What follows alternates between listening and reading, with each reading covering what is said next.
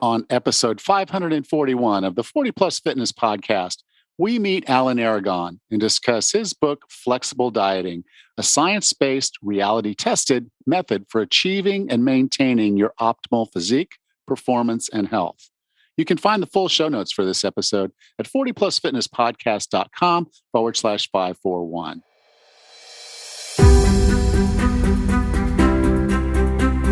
Have you decided you're ready to make a change? To reclaim your health and fitness? The 40 Plus Fitness Podcast is here for you. Each week, we dive deep into health and fitness topics that affect those of us over 40. I'm Alan Meisner. I'm an NSAM certified personal trainer with specializations in corrective exercise, behavior change, and fitness nutrition, a FAI certified functional aging specialist, and an OTA Level 2 online trainer. I'm joined each week by our co-host, Rachel Everett. She is an NASM certified personal trainer and a RRCA Level 1 run coach. Let us be your coaches as you find your way on your health and fitness journey. All right? Let's go.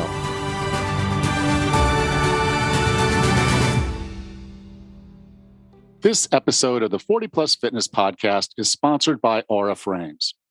If the past 3 years have taught us anything, it's that friends, family, and experiences are the most important things in life. That's what makes an Aura digital frame such a cool gift.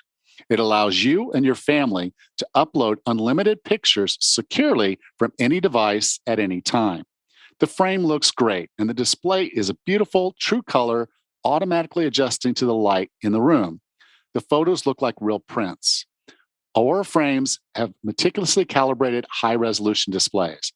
Unless you look really closely or see a photo transition, you'd never know it's a screen. It's a gift that keeps on giving, like when my daughter Rebecca uploaded engagement photos last weekend. It was a wonderful surprise. It's no wonder that Aura frames are featured in more than 130 gift guides and was selected as one of Oprah's favorite things 3 years running. Every frame comes packaged in a premium gift box with no price tag. For a meaningful touch, preload the frame with photos and a personal message that appears as soon as it's set up. Setup is a breeze with the Aura app. It took about 2 minutes. I'm going to treasure mine and the pictures our family shares. With 2 weddings coming up, it's going to be something special. Learn more at auraframes.com. That's AURAFRAMES.com and use the code 40PLUS, 40PLUS, to get up to $20 off. Whether it's a thoughtful gift or you just want one for yourself, hurry over to auraframes.com and use the listener discount code 40PLUS, auraframes.com. Hey, Ras. Hey, Alan. How are you today? I'm doing all right. Good. Been a busy week. We had that flood here in the gym, and so we've been trying to work on the roof and keep that going. So that's been pretty massive. And then, of course, I took the holiday break. Took a couple of days off, and it rained for 2 solid days. Oh, gosh. Which was great. No, it actually ended up being great. We were like in a rainforest in a tree, almost like a tree house thing. And it wasn't really technically a tree house, but it felt like it based on where it was on the hill. Oh, wow. And then, just sit there. I read 2 fiction book novels. Oh, how nice. What a nice change. Yeah. I mean, I don't hardly ever read fiction anymore because I'm constantly reading nonfiction. In fact, I think I've got a book I've got to read today, but it's it's kind of crazy. I sat down, I brought 2 books with me because I just wasn't sure how far I would get into the first book. And I ended up finishing both of them. That's awesome. Would you recommend either of what you read? Well, one of them, yes, I suppose. It was, I don't know if you get on Amazon and Prime and the Netflix kind of stuff, but on Amazon Prime, there's a show called The Man from High Castle. Oh, I've heard of that. Okay. Yes. And it was a really good series. And so this was the book that basically was the basis for that television show. Awesome. And obviously when you have a television show with all the episodes and all that, there was a lot more into the plot of the show than there was in the book, but sure. It was really interesting because, particularly since I knew the characters from the show, to get into their heads, because now this was told from, basically the omnipotent perspective where you're in his head, each of these characters' heads. So it That was good, but That's awesome. it's a good book. It's interesting. And then the other one was called Bocas del Toro. Oh, But oddly enough, none of the action in the book actually happened in Bocas del Toro. that's interesting. So I wonder what the inspiration was for that name. Well, that's where the guy ended up. The main protagonist, I guess, of the book. He ended up in Bocas del Toro at the end of the book. But it was kind of odd. He said it was based on some actual facts and things that had happened to people. So you're to assume that this was a person that actually dealt with this. Cool. Very cool. So how are things with you?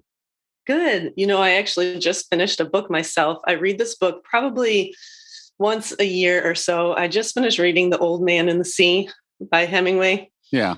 It's a classic tale. It's a quick read. And I've been thinking about why I was so drawn to it. And it's about endurance. It's about a man holding onto this fish for as long as he could. And after several days of holding the line. Up. You're going to give away the plot. The classic plot. But one of the things in the very beginning of the book that amuses me so much is that the old man is in Havana in when was that?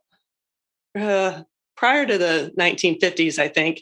And he liked baseball, like a lot of Cubans did, and probably still do. But his favorite player was DiMaggio.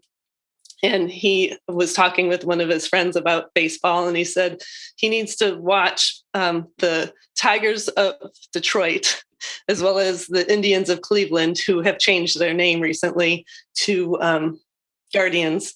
But it was just interesting to hear him talk about the Detroit Tigers, which is our team. So it was just really a fun little twist at the very beginning of the book. But great book. I would always recommend it. Cool. Well, you ready to have a conversation with Alan Aragon? Sure.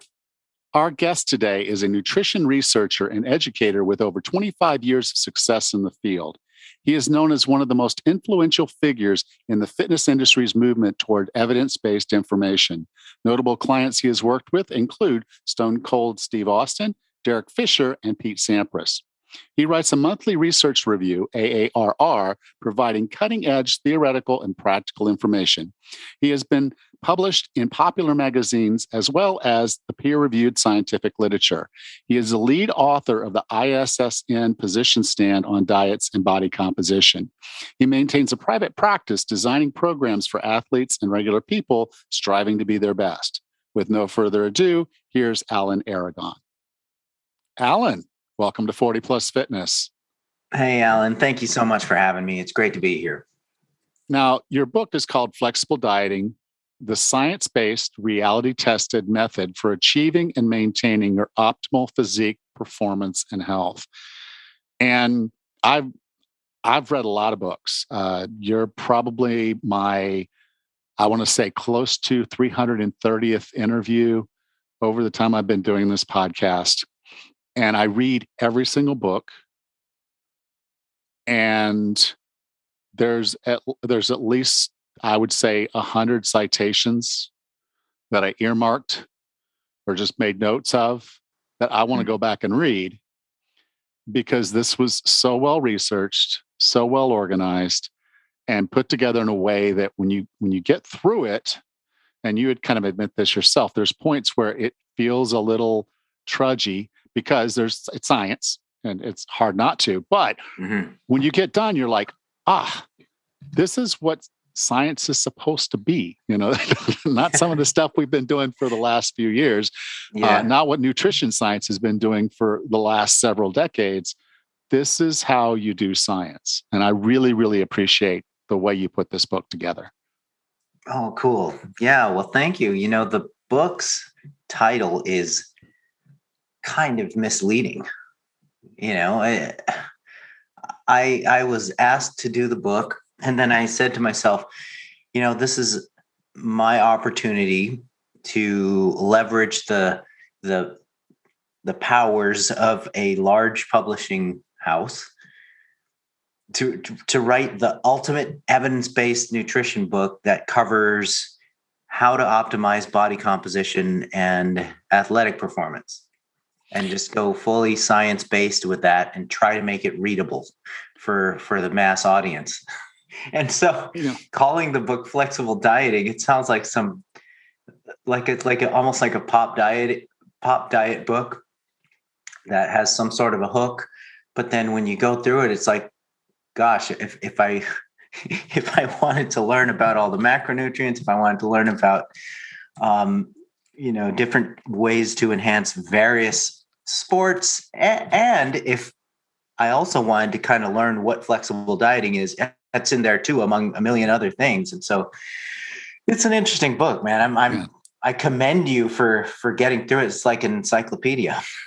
Well, it is and it isn't. Yeah, it is. It is from the perspective of, when I have a question about when is the best time for me to take my protein.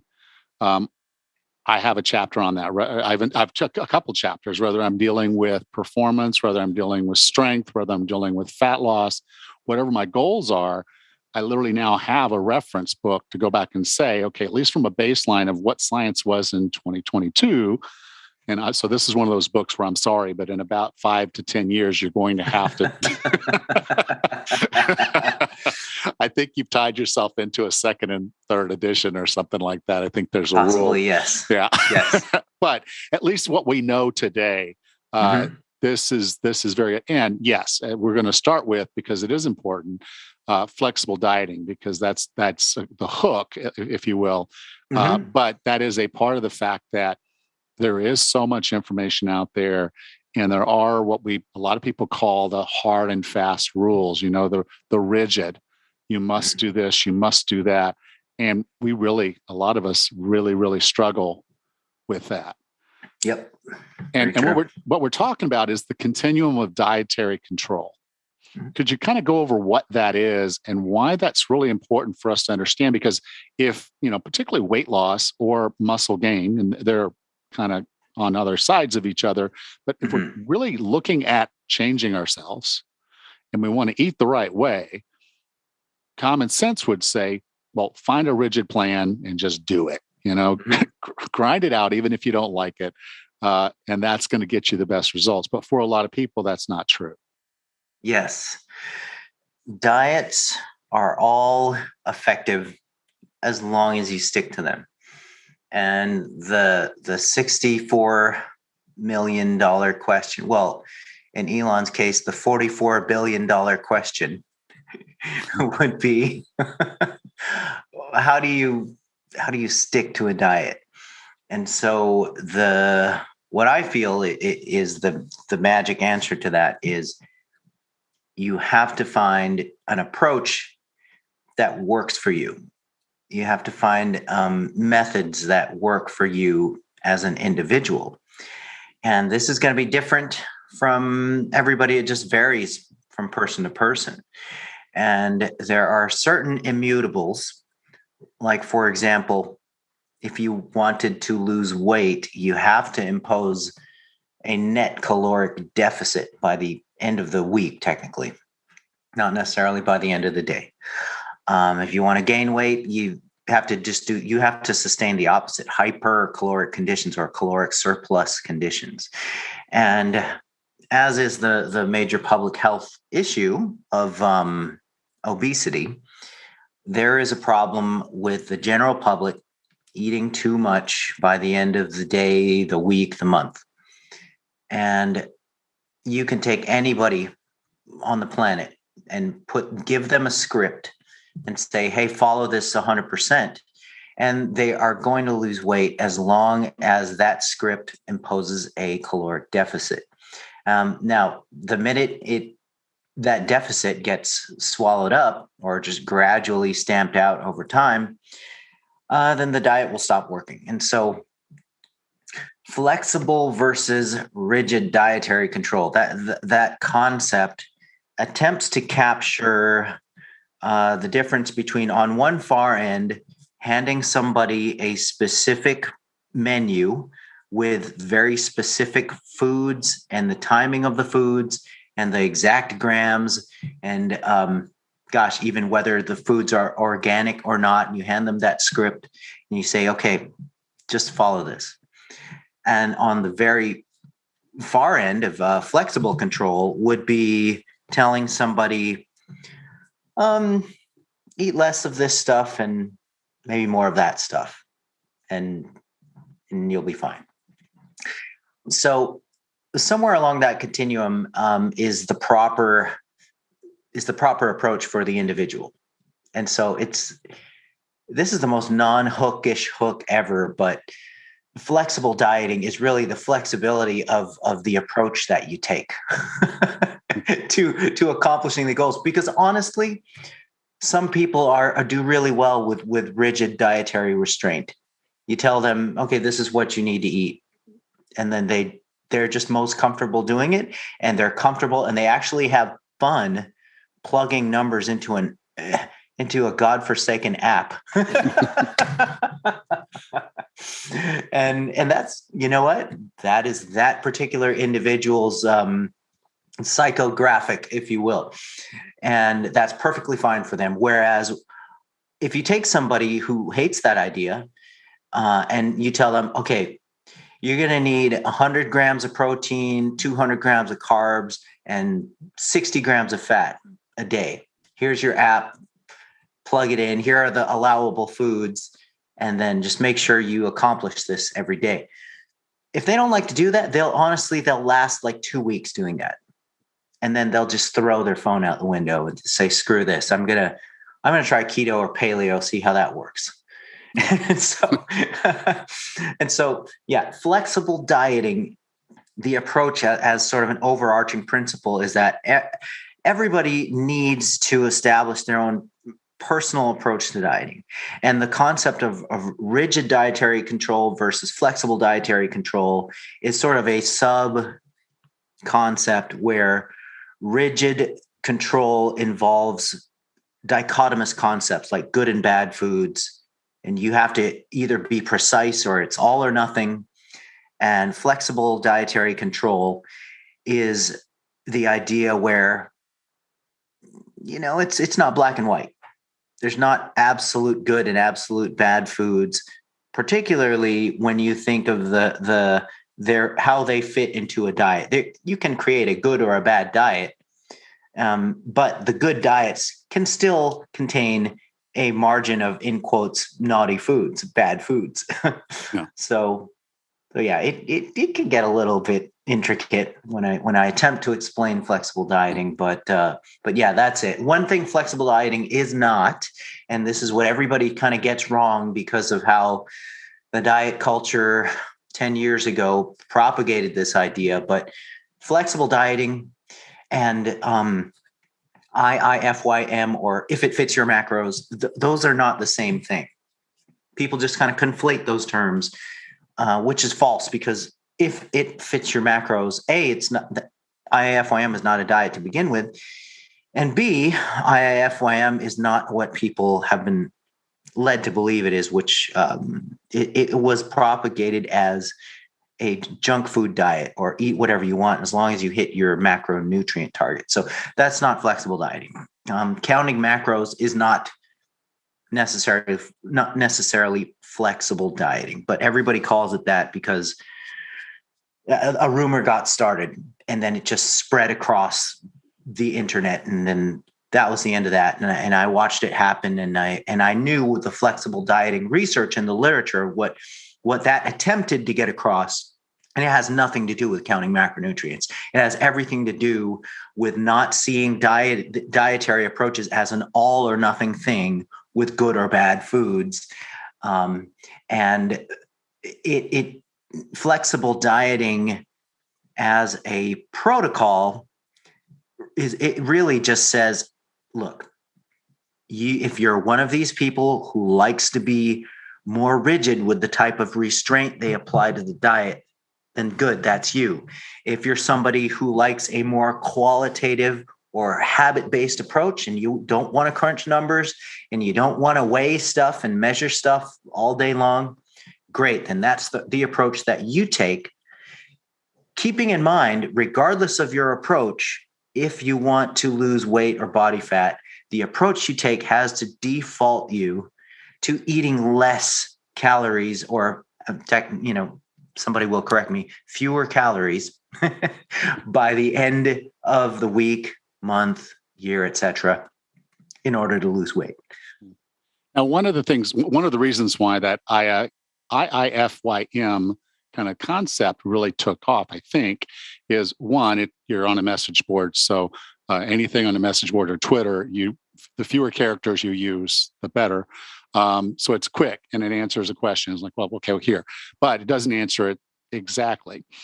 There's another concept you got into in the book that I really do. I think this will take a lot of people further down into understanding this concept of flexible dieting, because I think at times we might sit there and say, I really kind of want to have a beer with my dinner, or I'm going out with friends on Saturday, and I know we're going to go to my favorite Italian place, and so you start looking at what your food plan is and how you're planning on going about your day. It's the concept of discretionary calorie allowance, and I like that because it keeps you aware of the goal line. It just doesn't tell you what every step you have to take is. Yeah, that's true. And the concept of discretionary calories is basically it's organized moderation, I guess you call it. It's moderation with a plan.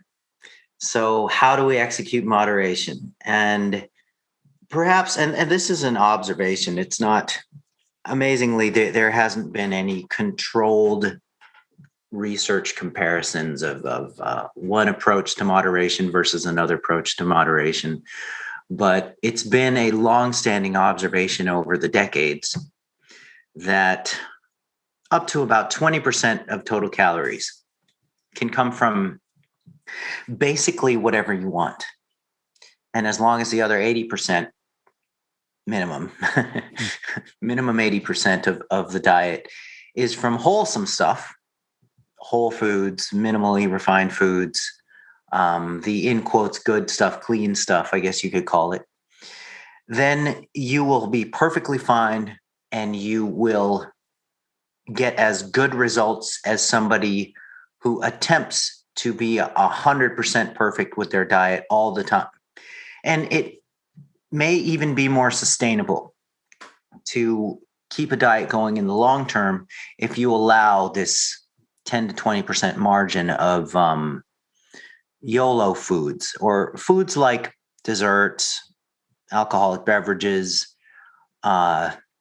deep fried stuff, and things that would normally be taboo on a stereotypical clean diet. So as long as 80 to 90% of the diet is wholesome, then you're doing great. And then that 10 to 20% discretionary calorie allotment will provide you a respite or a margin of sanity if you want to let your hair down once in a while and eat some fun stuff or some naughty stuff. And then you can sustain the program a lot better than thinking you have to just kind of grit your teeth through the whole thing for weeks and months until you reach your goal. And it just doesn't work like that. And I want to throw in a little wrinkle here for folks kind of confused about the idea that we need to add naughty foods into the diet. If you're the type of person who doesn't like those kinds of foods, if you're the type of person who just hates the idea of eating cakes, candy, cookies, ice cream, alcoholic beverages, fried foods, etc., then you don't have to. Eat 100% Spartan if that's what makes you happy and that's what you want to ride into the sunset with. But we have to be aware that the vast majority of us are going to be able to sustain the diet for a lifetime more successfully if we allot discretionary calories. Yeah. And the cool of that is you are paying attention to your nutrition. So you're getting the nutrition your body needs, and you're keeping your calories in line with what you need to hit your goal, whether that's to lose weight, gain weight, all of that's in line because you know what you're supposed to be doing. And you're staying within kind of this flexible, okay, pivot here. I need to be a little bit more rigid I can be more rigid because my wife's not here for the next 2 weeks. So I can be really, really rigid. if I want to, whereas she's going to come back and want to socialize and go out to dinner and do things. So there, I know for the next 2 weeks, I'm probably going to have a lot more of those discretionary calories hitting my palate. And as long as that doesn't trigger me and cause me to kind of say, okay, 1 beer becomes 2 and then 2 becomes 4. As long as I'm not triggered by what's going on, then that can be a really good way to sustain this. Now, I'm looking at my notes, and this is sad because this says more about me. It says a lot about your book, but it just looks like a hodgepodge of things. I was having so much fun reading this book. But I'm like, I want to talk about everything. But the core of it is there were a couple concepts that were in the book that I've never talked about here. We've talked about like the importance of eating protein and getting enough protein, but I've never talked about the reason why we need enough protein. And that relates to protein turnover, muscle protein turnover, and the fact that being over 40, our ability to maintain and retain our muscle and maybe even gain muscle that formula is changing for us as we age. And so the importance of protein goes up substantially over the age of 40. I think that's what that was one of the thoughts that was in my head. And then in the book, you talked about the protein intake hierarchy of importance. Can you talk about those? And, again, one, why is protein? What is this turnover thing that's happening? Why do we need protein? And then how do we get our protein? What's the hierarchy of intake? Okay. A lot of ideas, I know, but it was like, as I was reading, I was like, this is so good. I can't not, and I kept doing it. But so pardon the question not being a question, but I'm asking for an essay. That's cool. That's cool. It's funny because when I answer these questions, it hits a point in my answer where I'm somewhat self-aware that, oh gosh, I've been rambling for about 5 minutes now for one question. So I'm totally cool with that. You guys need to take a potty break and come back in the middle. That's also good. It's here. It's a podcast. Awesome. You can hit pause. Oh, great. Good. Yeah. Yes, dear audience, you may take breaks.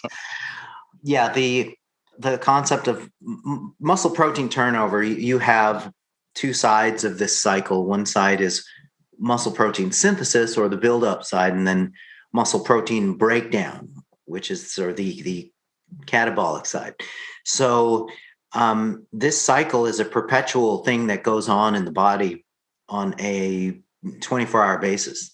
And so when muscle protein synthesis is equal to muscle protein breakdown, then you're basically just maintaining your muscle, which is a good thing. And then you've got muscle protein synthesis exceeding muscle protein breakdown, and then you've got muscle growth. And then you have the loss of muscle when the breakdown side of the cycle exceeds the synthesis side. So that's kind of the idea of muscle protein, what we call turnover. And so for the older population, there is a phenomenon called sarcopenia. And there's even a related phenomenon called sarcopenic obesity, which is sort of a combination of pathologies. So sarcopenia is an age-related loss of lean body mass. And sarcopenia is underneath the umbrella of a larger phenomenon called frailty, which happens with advanced age, with just a general loss of function that's related to undue weight loss, specifically the loss of lean tissue mass throughout the body.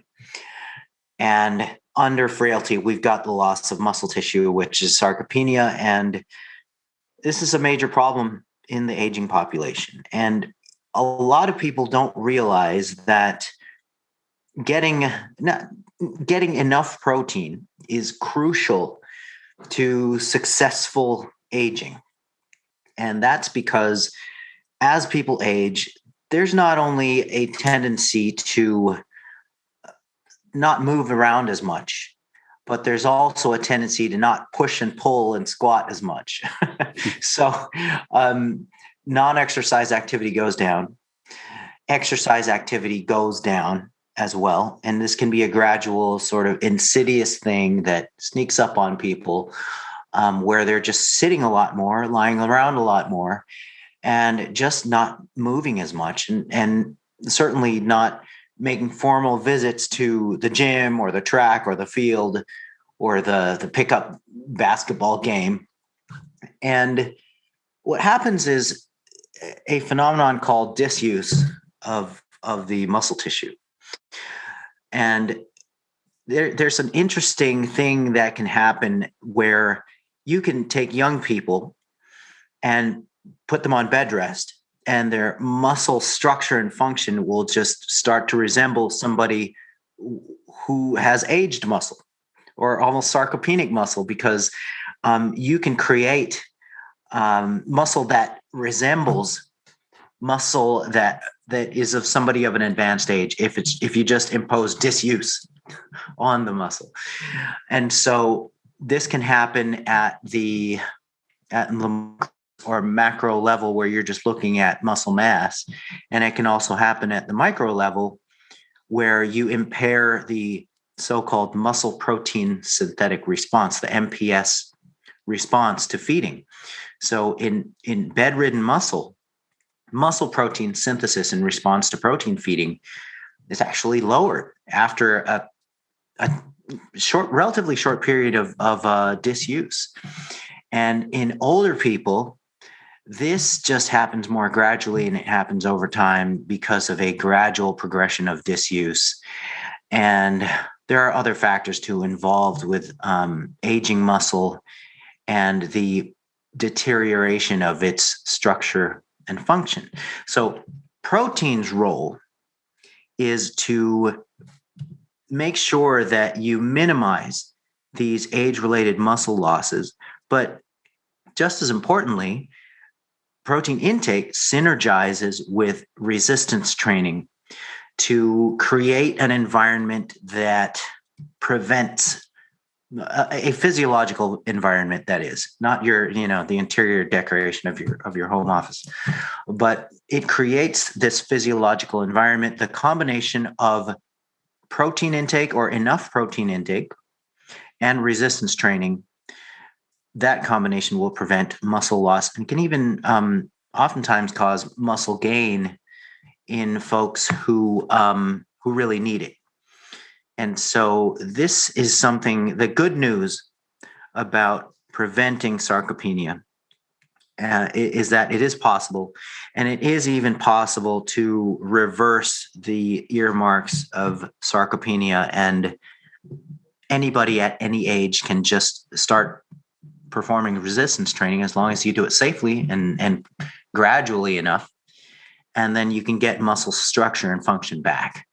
And protein plus resistance training is the recipe for that. And there are other factors too. You can't just do it on no calories. You have to be eating enough calories, because the recipe for muscle growth really is enough protein, enough calories, and then make sure you're resistance training. So that is the role of protein and the importance of it when we're talking about muscle protein turnover and how it relates to aging. And with the older population, their dietary habits are really kind of crappy in terms of achieving enough total daily protein. So it usually begins at the first meal of the day, where a significant amount of protein, or any real amount of protein at all, is basically neglected. And then lunch has a moderate-ish amount of protein, and then dinner will contain a substantial hit of protein. But by the end of the day, you're really looking at sort of like 1.5 meals that have enough protein to total by the end of the day, in order to make sure that this particular population is getting enough protein, let alone, are they resistance training? So let's imagine they are resistance training. There's still challenges to getting enough protein in the older population, because the total amount that you need to consume is usually about 50 to 100% more than what's typically ingested. And it's not the easiest thing to tell somebody who's in his 50s, 60s, 70s, hey, bro, you need to double your protein intake and you need to start weight training. So I yeah, have that conversation all the time. So yeah. Oh, good. That's why we're having this conversation. Yes. Now, your publisher, because you brought it up, I'm familiar with your publisher because I've had lots of their authors on. They tend to be in the keto space. They tend to be in the low carb space, from my experience. And you did start talking about keto. So I was actually, when I got this book, I was like, oh, flexible dieting. And then this being a predominantly keto publisher, maybe they're branching out, and that's good. But I was kind of I was almost expecting a keto book, to be honest with you. So I was kind of surprised we didn't get into keto, but then you did. And then I was not surprised why we didn't get into keto, particularly as you start looking at what the goals are here, which is, to gain muscle, to increase strength, to improve endurance. As you said in the subtitle, what was it? Optimal physique, performance, and health. And you pretty much did in the book talk about how keto works within all of those realms. Could you kind of go through that with us? Yeah, sure. And before I go into that, I just realized I needed to quickly answer the hierarchy of importance with protein. So with respect to protein intake, there is a hierarchy of importance that's worth touching upon. And of most importance with protein intake is total daily amount. That's tier number 1. And then the next tier down is the distribution or the pattern of protein doses throughout the day. That's of secondary importance to the total amount that you have by the end of the day. And of least importance there is the timing of protein relative to the training bout. And so interestingly, we could go into an hour on each one of those tiers. Yeah. And you do. And that's the cool thing in the book is you literally do talk about the science behind, because I get the question, should I be doing a protein shake after my workout? Do I have that 1 hour window? Do I have all those questions are actually answered in your book with citations, lots of evidence, lots of science. So again, you've answered the question, and you answer it over and over and over, depending on what the goals of the person training are. So the hierarchy is important, but the core of it is get enough throughout the day. And then the rest of it will take care of itself, pretty much, particularly for those of us over 40 that, if our training volume is not professional caliber, those other 2 tiers actually mean a little bit less than they would otherwise, in my opinion. But the science says get enough. That's the first tier. Get that done. And for a lot of us, that's a struggle because it's in our food, but if we're trying, many people are trying to do multiple things at once, trying to lose weight, trying to, eat a certain way, trying to, live our lives, and having ready protein when packaged snacks are a little bit easier. Sometimes not so easy, but you do dive into this deep. That's why we're scratching the surface here and get into the book, because the science is there, the advice is there, the actual grams are there. It's all in there. Yes. And so if anybody listening to this episode wanting to know, well, then how much protein do I take? I can give you a gram number, but do you know how to translate those grams into chunks of food? Well, some of you do. And for those who do, the gram amount that kind of encompasses what most people require to optimize their total daily protein intake is somewhere between 0.7 to 1.0 grams per pound of, in quotes, ideal body weight or target body weight. And I say that because if somebody is obese and they base their protein intake on their total body weight, they will be consuming an unnecessarily high amount of protein in a lot of instances. So protein targeting would be based on target body weight or goal body weight. So that's 0.7 grams to 1.0 grams per pound of target body weight. So for those of you listening who are dying to know what's the sweet spot of total daily protein intake, well, that's it. Yeah. Okay. So on to keto. Yeah, let's jump into keto. So with keto is an interesting thing because it works very well for weight loss.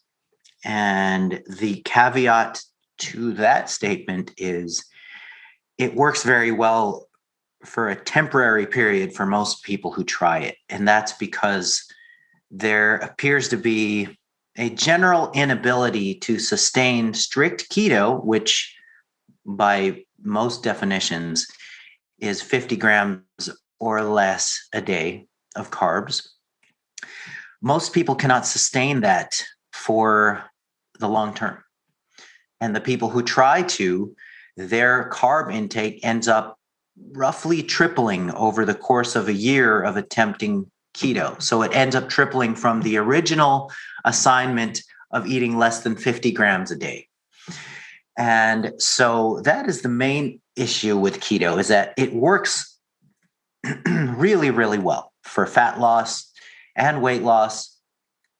And the way that it works for those things is that it removes a lot of options, a lot of food options.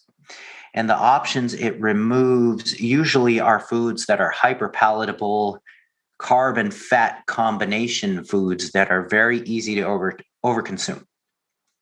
And so when you remove those options, you simply are defaulted to eating less total calories by the end of the day, end of the week, end of the month. And so there's a lot less variety in the diet. There's a lot less opportunity to overeat in the diet. There's a lot less motivation to sit there and overeat your fatty piece of meat. So that's how keto works. Of course, the problem is the majority. And I can't put an exact number on what that exactly means, but more than half of the subjects who get on keto end up reaching the upper limits of keto by 6 months, certainly by 12 months. So for those of you who are on keto and have been on it for a few years and love it, and that's the way you do it, then I don't care, man. That's great. You found what works for you. That's wonderful. But my issue with keto is when people go around saying that keto is the best, keto is superior, keto does special things. And it's actually a double-edged sword to keto when you look at long-term health and when you look at the optimization or the protection of cardiovascular health. Because with keto being a high-fat diet, you're looking at 65 to 80%, 85% of the diet coming from fat, then you better be pretty dang careful about the type of fat that you're eating, because that's the predominant source of calories in your diet. And if all you're eating is land animal fats all day mixed with, there are other crappy kind of vegetable-based fats as well, then you're setting yourself up for dyslipidemia and then the development of cardiovascular disease and then potentially cardiovascular events. So it can be a double-edged sword. But the thing about keto, and the good thing about keto, is while you're on it, you're probably going to be losing weight. Yeah. And I kind of put this in that continuum of dietary control. As keto fits in the kind of the rigid range. And it is something that you do have to manage, because from a nutritional perspective, if you're not eating certain vegetables, as you mentioned, if you're eating certain foods in excess to try to make that happen, because, keto didn't get the nickname of being the bacon diet for no reason. People were like, oh, sure, you can eat all the bacon you want. And that's not really the right way to do keto. And keto as a way of eating, I use it as a tool. It's a temporary tool. Like I said, for a period of time, I can get over into the rigid mind frame and mindset, and it works fine for me. But when it comes to wanting to put on muscle to get stronger, keto might not be the best approach for us. And surprise, endurance athletes might not do well on keto either. Yeah, that's definitely true. And that definitely is what the research evidence shows. So the collective literature on keto and performance is that it's a it's a bad bet for that. But that's not too far-fetched when you consider that athletic performance is really a carbohydrate-based thing. It's based on the availability, either from what you ingest around training or from what you store in your muscles. So glycogen being the stored form of carbohydrate. If you are underfueled from a carbohydrate perspective, that will always compromise the potential for maximally performing. Now, there are ultra endurance athletes who try to lowball their carbs, and that's fine, but they are more the exception than the rule in terms of the elite in that area. And even the ultra endurance athletes who have done really well and claim to be low carbing, when you look at their actual programs, they're consuming carbs throughout the race. So they just happen to be consuming less than what's normally recommended by the major organizations. So keto is something that if you have a lot at stake in terms of trophies or medals or endorsements and stuff, then you're not going to be a keto athlete who is compromising or jeopardizing his or her potential for maintaining that elite status. It just doesn't happen. Now, if you're a weekend warrior or a regular guy just trying to look good at the pool or the beach or at the high school reunion, then undercarbing is not an issue. If you want to do good at the weekend soccer game, you might be compromised a little bit by being on keto, and you might not score the most amount of points out of the rest of your buddies, but it's not that big of an issue. Where keto becomes an issue with athletics is at the elite level and the professional level. You're not going to see many pro athletes at all even going near keto because it's a liability. Yeah. I think where you kind of hit the rubber hit the road for me when we were talking about endurance was, I think a lot of us look at endurance and think of it as I'm going to start with this pace and I'm going to run that pace for the entire part of the race. But for most people that have done any competing at all, they know there are periods of time when you're going to try to go a little bit harder, a little bit faster. For a lot of us that are just recreational athletes, that's once you see the finish line and it's right there, you're gonna try to sprint to the end. And the reality of it is you may not have the kind of gas you wanted to have doing some of those sprints or faster bits of work because you don't have the muscle glycogen necessary to make it happen. Mm-hmm. Yeah, that's correct. And it's those moments that separate the top finishers from those who don't place. It's the so-called race-winning moves being climbing up hills on either running or cycling, passing that ending sprint towards the finish line is going to be a high-intensity effort.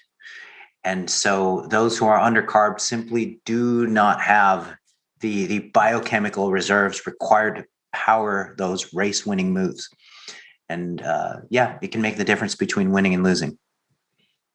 Now, there was one other thing that you had in the book that I could not leave without talking about, because to me, this solved kind of a question I had, because you're trying to work with a client or someone's trying to work with themselves, and they're like, well, I'm trying to chart my calories and my macros and my food, and like you said, they've got that app, and they're like every day they're in the app, and then in the end you're like, okay, well, how'd you do today?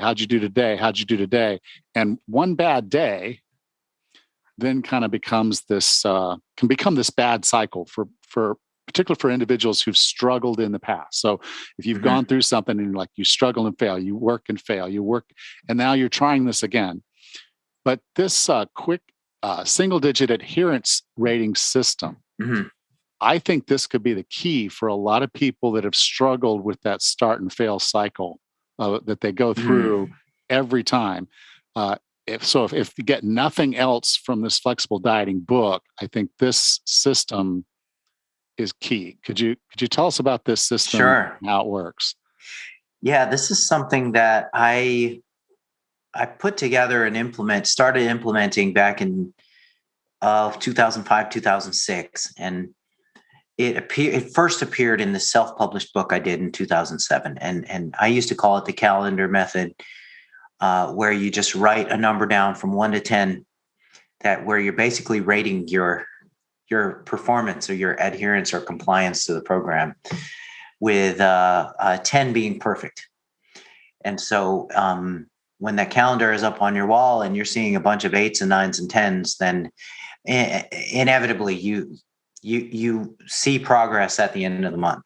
So you are marching towards your goals. Whereas if you see just a bunch of 5s, 6s, and 7s littering up the month, then you have a sense of self-accountability and a sense of awareness of why your progress is not happening. And so this real quick self-grading system on a scale of 1 to 10, how good did you do? The fact that it takes like 1 minute to think about and write down the number was kind of a big win, because clients who hated taking detailed records, they loved this method as long as they could be honest with me and honest with themselves about their performance on a scale of 1 to 10. It just took them 1 minute or less. It took them 10 seconds to think about how they did and write down the number and send it over.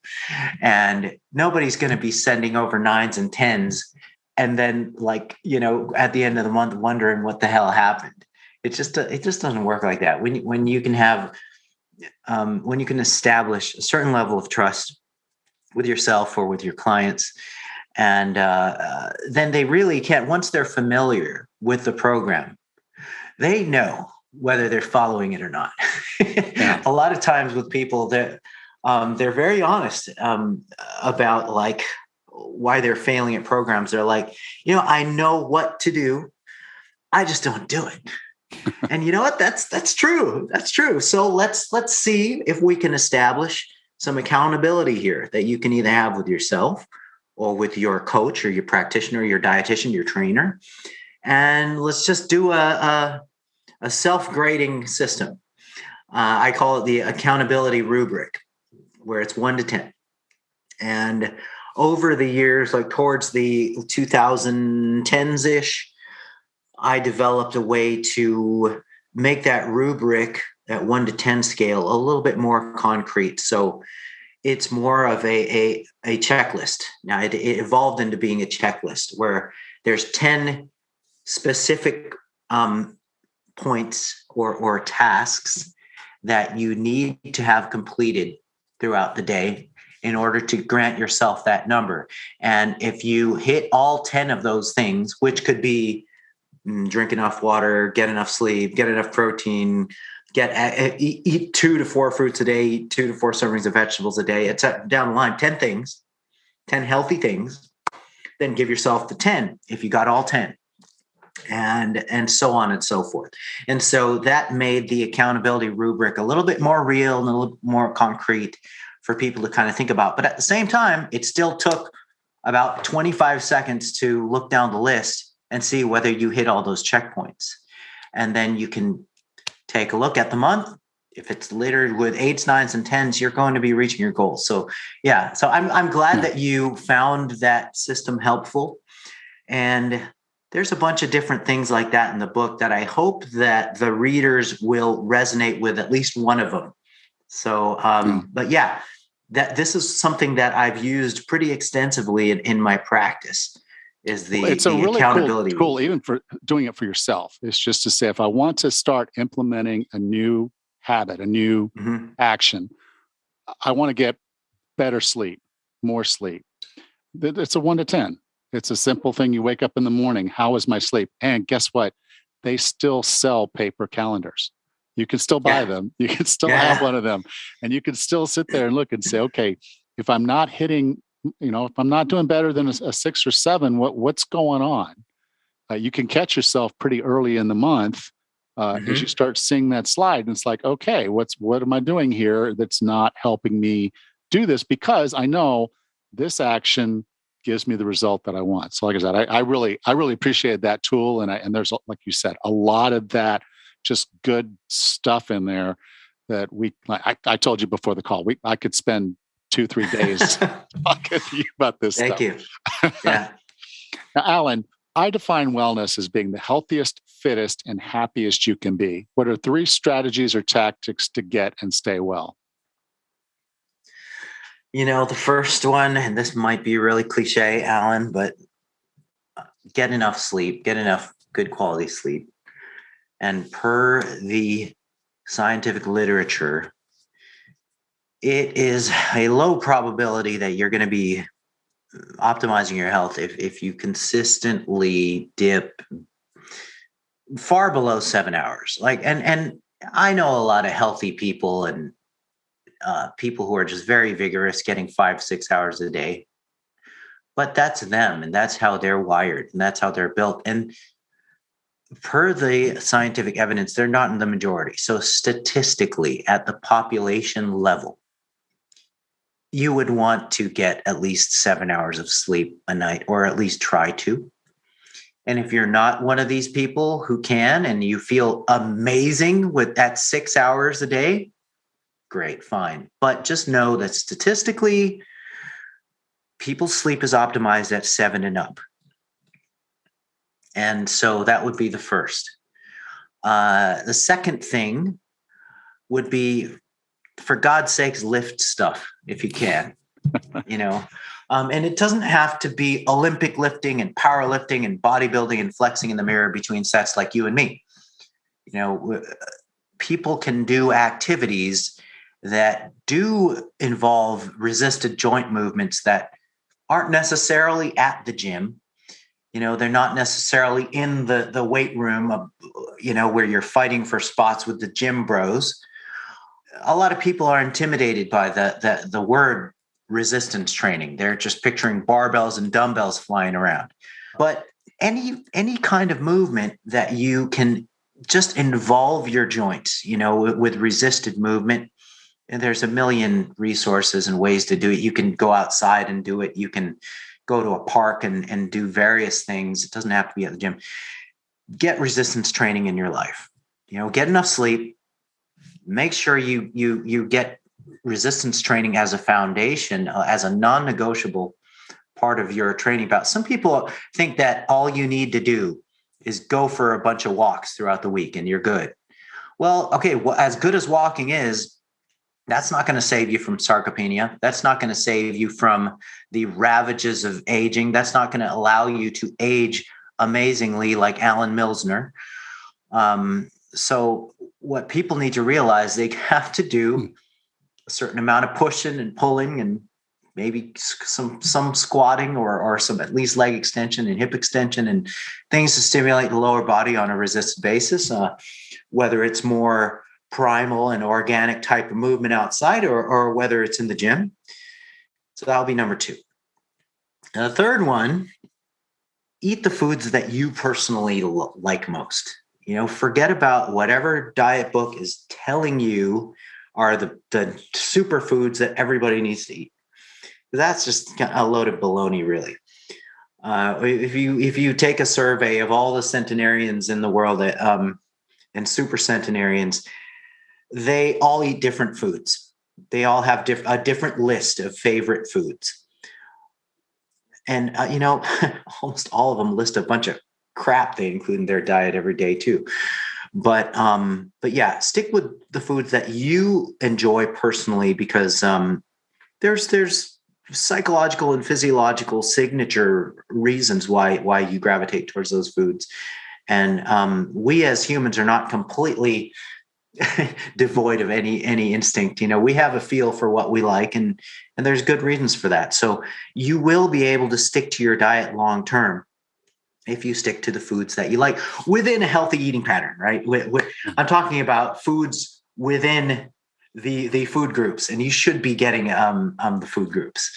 So those would be my 3, if I could boil it down to 3. And I guess maybe if I may add a little sub thing under the eat the foods that you like, eat them in the pattern that fits your personal preference and schedule. there's a lot of hullabaloo going around about when you should eat your foods. How much should time restrict the eating window? Can we only eat from 8 a.m. to 4 p.m. in order to maximize? That's all majoring in the minors. That's not going to make somebody freaking awesome at 70, compared to maintaining their exercise program and a decent overall food selection of the foods that they love. When you eat your foods in the day, that should be determined by how you prefer it. Do you like to eat dinner at 8 p.m. instead of 6 p.m.? Cool, eat it then. Do you like to have a pre-bed snack? Great, have that. Do you like to skip breakfast? Is that how you function best? Cool, skip the hell out of breakfast. It's not going to make or break you. There are very, very silly books going around saying that breakfast is the most important meal of the day and you have to stop eating X foods or stop eating carbs, that you have to make sure you don't eat like 3 hours before bed. That's a load of crap, Alan. And I can't emphasize that enough, how trivial that advice is in the big picture. So Thank you my advice is do what you can stick to within the context of an overall healthy selection of foods. Great. Thank you for that. If someone wanted to learn more about you, learn more about your book, Flexible Dieting, where would you like for me to send them? AlanAragon.com. And then we've got the various links to, my stuff. So I have a research review as well, a monthly research review for the nerdy types who like to really dig into the details. And then I've got my book, Flexible Dieting, that's going to come out on June 7th, but it's available for pre-order as you and I are speaking. But this episode is going to drop on D-Day. On June 7th. So yeah, the book is available now wherever you want to get books. You can also go to his website, alanaragon.com. If you go to 40plusfitnesspodcast.com/541, I'll be sure to have links there. So Alan, thank you so much for being a part of 40 Plus Fitness. You got it, Alan. And you as well. Thank you so much.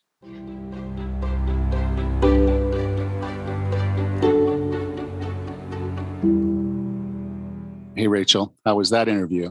Oh my gosh, it was great. It was really interesting because, right at the very beginning, you drew me in with the title of the book being Flexible Dieting, but the $64,000 question, how do you stick to a diet?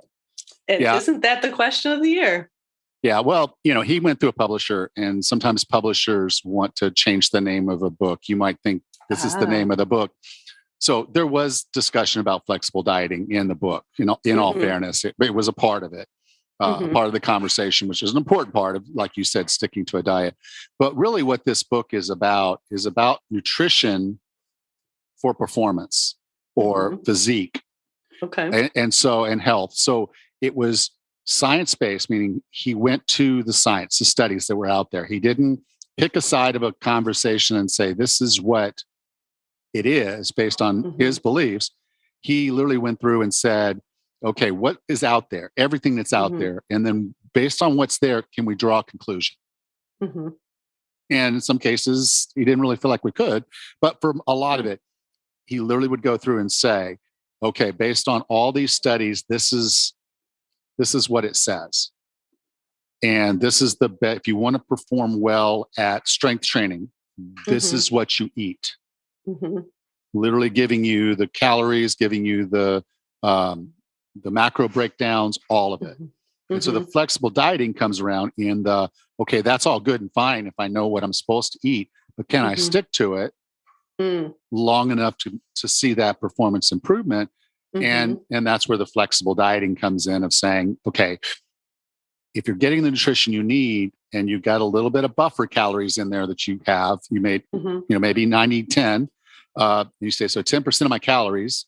So if I'm going to eat 2,000 calories as I'm trying to cut weight, 10% of that, or 200 calories, can be, for lack of a better word, crap.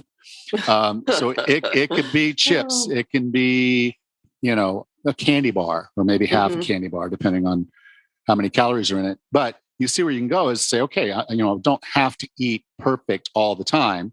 Right. to see these things. If I go in and I at least know that I'm getting the nutrition that I need, that's the first one. And then second, I'm not just overeating because of these, lack of a better word, empty calories. I'm going, and then the way I would say it is enjoy the heck out of it. So, don't make it just any old candy bar, make it your favorite candy bar, or make it something higher class, higher end stuff. Don't just drink just any beer, make it a beer that you're really going to enjoy. That kind of mindset makes it a lot more sustainable.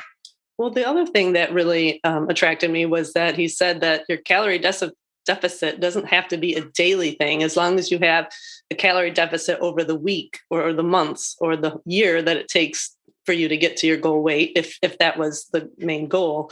But yeah, you don't have to be really rigid with your eating rules day by day. So I like that approach. Yeah, even though, there's a lot of things about the human body that are built into the rhythms of a day or a month or a year. The reality of it is, there's nothing magic from the calories in a day. You can gain weight in a day, you can lose weight in a day, for sure. but you're not going to lose a whole lot and you're not going to gain a whole lot. If you do notice the scale move, any at all, really much on a day-to-day basis, that's mostly just water shifting around. You went pee one more time than you did the day before, you weigh less. It's that simple. And so, I think the key of what he's talking about there is just know that there's sort of a target of what you're burning, doing the work that you're doing. And you don't have to create an accounting system like it's General Electric. You can go through and say, I know these foods, I know this is how my body reacts to it. I know what a serving size looks like. I know about how much. And for many of us, we do eat the same foods as staples on a fairly regular basis. So if you know, okay, this is my dinner, I have it probably once a week, you don't have to look it up every time. You don't have to say, okay, what are my macros? What are my calories on this? You just know, I'm getting a third of my protein in this meal. I'm getting half of my carbs in this meal. And I'm getting 35% of my calories in this meal. And if you just know those kind of things, it's just plug and play and enjoy your food. And then occasionally, flexible. If something happens and you need to be flexible, then just let it go. You're not destroying yourself in a day. Yeah, right. The other thing I really enjoyed was the part about protein and how usually people 40 and over, or maybe even 50 and over, or even 60 and over, have a strange relationship with protein in their diet. It seems like they skip it for the morning and maybe have a tiny bit at lunch and then throw it all at dinner hour, when it seems more appropriate to spread it throughout the day. It's easier to get if you spread it. That's absolute truth. And unfortunate, the food guidelines, food that's available, they're highly dense in carbs and, not the nutritionally dense carbs, but bread. So there's pizza, there's hamburgers, there's all those foods. And you say, okay, what's the protein? And they have some protein, but you look at the protein in the cheese and the pepperoni, assuming you even got that on there. How much protein is in a pizza? And I'd say probably not a lot. I haven't looked it up, but I would say, I'd say less than 20% of the total calories is coming from protein. Yeah. Breakfast cereal. Oh, maybe gosh. there's some in your milk if you're even drinking regular milk, because, that, so maybe you're doing the soy milk or maybe you're doing the oat milk, and you start looking at the protein of that and the protein that was in the cereal. And you're kind of like, okay, 75% of my calories are coming from carbs, 20% from fat, and now 5% protein. So it's almost devoid of protein. Right. And most of us should be eating more protein than we are. And it's hard to shift over until you actually make a concerted effort to get protein into every meal. Well, yeah, exactly. And it's, I don't think we don't pay that close attention to how we eat, our habits of our eating. And if you're in a habit of having cereal for breakfast or, a sandwich or something at lunch, you just don't notice that you're not getting the adequate amount of protein, probably. The other thing he mentioned too was the ratio for how much grams of protein per body weight. He mentioned that it's not the body weight that you're at, it's at your goal body weight for the purpose of weight loss, which that is something I don't know that I paid attention to. I don't know that I've heard it like that before. Well, yeah, because what they would typically base it on is they would say your lean mass. Mm-hmm. So what you're thinking in terms of is this. So let's say you're at 30% body fat and you want to get down closer to say 20 or 15. Okay, then you're going to want to lose the body fat. Mm-hmm. And if you were to do that, you lose that amount of body fat to get down to, you're going to be closer to your lean body mass weight. So realizing now you're carrying less fat. So the weight you are is closer to lean body mass weight.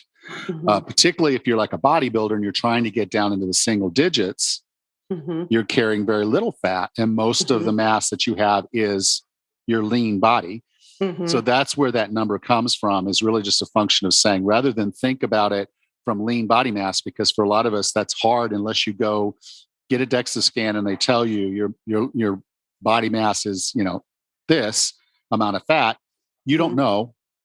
So it's easier to just base it on where your goal weight would be and just use that. Now that's going to overstate it a little bit from, the numbers, but it's not significant. Again, if you're just thinking, unless you're trying to go from 50% body fat to 40%, then if 40% is your target, you're going to probably be overeating some protein, because that's not really a lean body mass. That's not even really, but you see, for most of us, it's like, we want to get down to that 20 to 15 range. So that's where that number's coming in. Yeah, that was great. It was a great discussion. Really interesting. Yeah. This goes down as so far my favorite book in 2022. Wow. If anyone is really looking at improving their performance, I would strongly encourage them to read this book, because it's going to give you the formula for how you can eat to optimize your performance in whatever you're trying to do. Get stronger, run further, faster, and just look better. Awesome. Great discussion. All right. Well, I'll talk to you next week. Great. Take care. You too. Next time on the 40 Plus Fitness podcast, we meet Emily Gold Mears and discuss her book, Optimizing Your Health, an approachable guide to reducing your risk of chronic disease. Until then, have a happy and healthy week.